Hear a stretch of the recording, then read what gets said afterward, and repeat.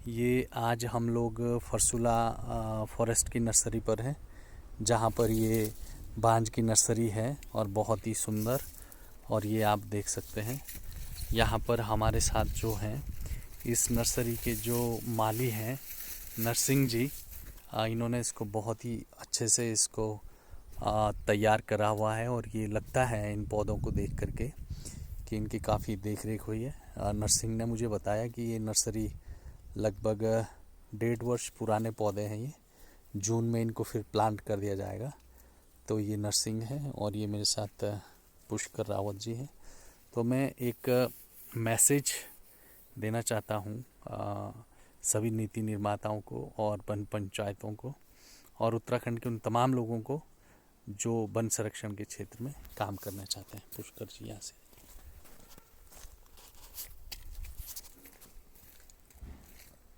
ये आप देख रहे हैं, ये पूरा नीचे दिखाइए पुष्कर जी, देखिए नीचे जड़ों से दिखाइए। ये देख सकते हैं मैं दिखा रहा हूँ। ये जो है ये बांज के पौधे हैं। ये देख रहे हैं आप, ये बांज के पौधे हैं और इसमें कुछ बड़े भी होंगे। ये देखिए, ये इतने बड़े बांज के पौधे हैं। और ये जो बांज के पौधे हैं आप समझ सकते हैं, ये हिमालय में एक बहुत ही महत्वपूर्ण वनस्पति है। जैसे कि आप लोगों ने बहुत बार देखा होगा और सुना होगा, आपने पढ़ा होगा कि जहाँ पर बांज के जंगल होते हैं वहाँ पर नमी बनी रहती है और जो वर्षा जल होता है और जो बर्फ़ गिरती है उस समय जो पानी होता है उसको बांज की जड़ें सोख लेती हैं और उस भूमि में पूरा क्या होता है, जल रिचार्ज होता है और जो प्राकृतिक जल स्रोत हैं वो फिर से क्या होते हैं, बराबर उनमें 12 महीने पानी रहता है। तो ये जो बांज के जंगल हैं ये इतने महत्वपूर्ण हैं। और ये जो कार्यक्रम है ये बता रहे हैं हमें कि लगभग पिछले 1980 से ये नर्सरी आप यहाँ पर हैं और ये नर्सरी है। तो आप हर साल यहाँ पर लगभग 1 लाख पौधा तैयार करते हैं और इन पौधों को ये रोपते हैं। तो आप देखते हैं कि चारों तरफ ये लगाए जाते हैं। इसको सबसे ज़्यादा जो नुकसान है वो किससे पहुँचता है? इससे बांज के ज़्यादा नुकसान तो इससे पहुंचता नहीं है, पर ज़्यादा जो है चीड़ के उससे होता है इसमें। चीड़ जहाँ होता है वहाँ थोड़ा भूखा टाइप हो जाता है। और चीड़ ना होने से, चीड़ ना लगाया जाए और इनको लगाया जाए तो पानी की नरमी अच्छी होती है इसमें।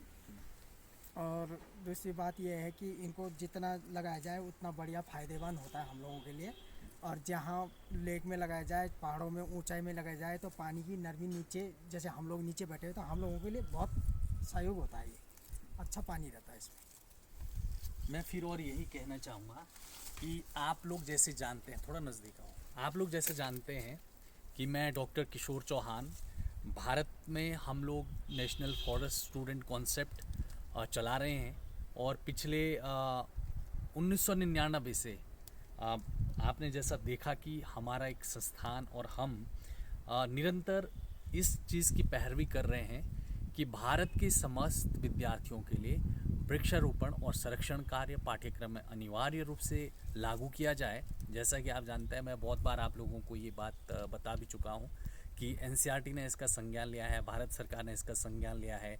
लगभग पर्यावरण विषय को पाठ्यक्रम में पढ़ाया जा रहा है।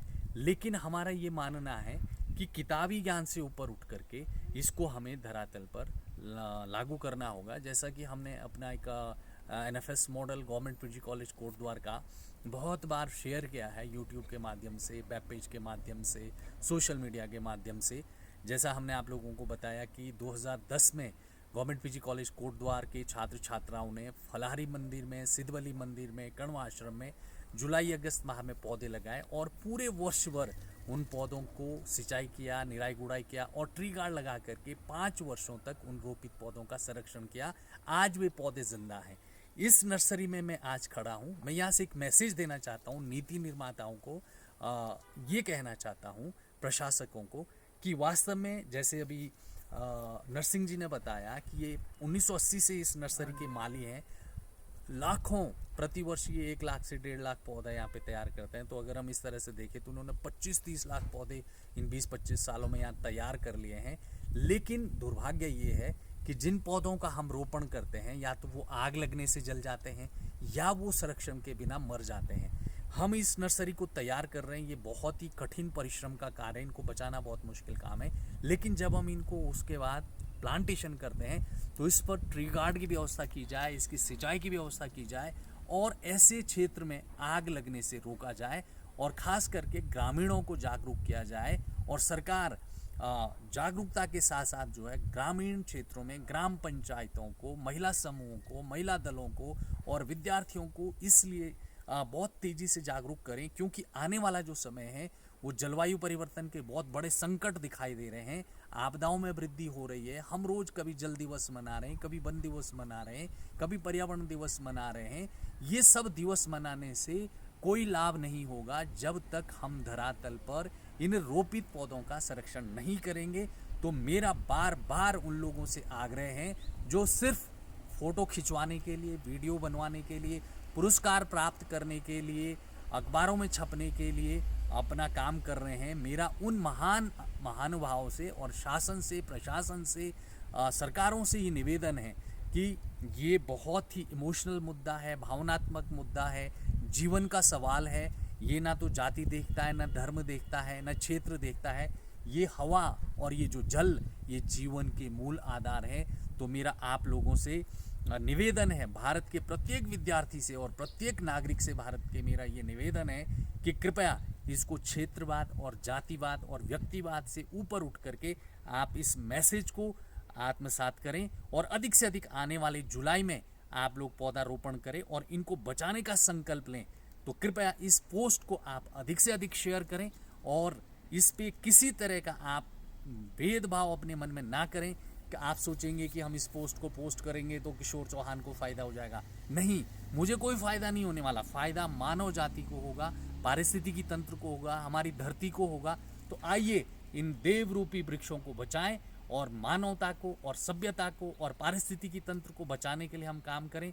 ये आप चारों तरफ देख सकते हैं, ये चारों तरफ आप घुमाइए पुष्कर जी, देखिए सारे चीड़ के जंगल हैं। आप देखिए ये दूर दूर तक चारों तरफ आप घुमाइए ये पोस्ट, ये देखिए चीड़ के जंगलों का साम्राज्य है। ये आप चारों तरफ देख सकते हैं, पूरा चारों तरफ आप दिखाइए।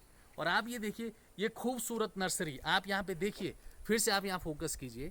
ये देखिए आप ये खूबसूरत बांज की जो नर्सरी है, क्या फ़ायदा है जो ये नर्सरी जो हमने तैयार की है, अगर जंगल में लगाने के बाद ये आग से जल जाएगी और सूखे से ये पौधे मुरझा जाएंगे, कोई लाभ नहीं होगा। ये लोग दिन रात यहाँ मेहनत कर रहे हैं, ये लोग बधाई के पात्र हैं और सरकार की मंशा भी बिल्कुल पाक साफ है, वो करना चाहते हैं। लेकिन जन जन का सहयोग जब मिलेगा तभी इन रोपित पौधों को हम बचा सकते हैं। वर्ष 2024 के आने वाले जून जुलाई के लिए मेरा सभी महानुभाव से, सभी NGO से जो उत्तराखंड में कार्यरत है, भारतवर्ष में कार्यरत है, कृपया धरातल पर उतरिए, अपनी संस्था के अपने बैनर के नाम से ऊपर उठ करके मिल करके इस कार्य को कदम से कदम बढ़ा करके आगे बढ़े। इसी के साथ मैं अपनी ये वाणी को यहीं विराम देता हूँ और आशा करता हूँ कि जुलाई में हम सब लोग मिल करके इन पौधों को लगाएंगे। सरकार हमारी है, भारत सरकार हमारी है, देश हमारा है, ये जंगल हमारे हैं।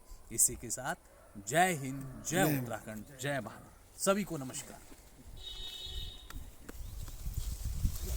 बहुत बढ़िया।